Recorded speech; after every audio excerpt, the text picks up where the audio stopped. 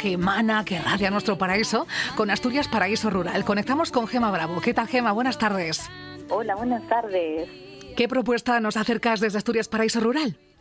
Pues mira, para este fin de semana os voy a acercar un par de propuestas por Occidente, porque como coincide que es la fiesta de las alfombras florales de Castropol por el Corpus, en esa zona tenemos un proyecto maravilloso, además, muy joven, porque es un proyecto de familia joven, está entre Tapia y Castropol, y son pues unas casas rurales, 10 casas rurales, que están convertidas en apartamentos, y se llaman los apartamentos Navalín.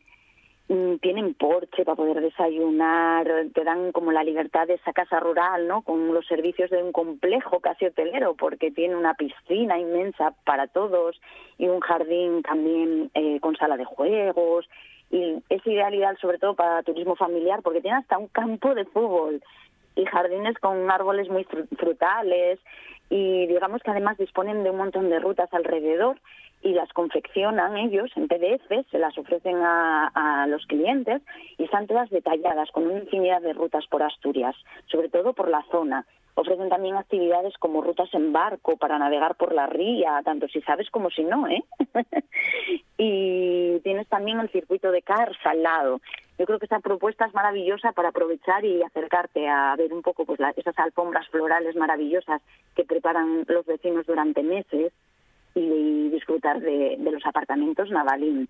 Y luego hay otra propuesta que os hago, porque en la misma zona, justo este fin de semana en Occidente, hay pues la carrera a pie del primer trail de Valle de Lesba Trevías, es la primera vez.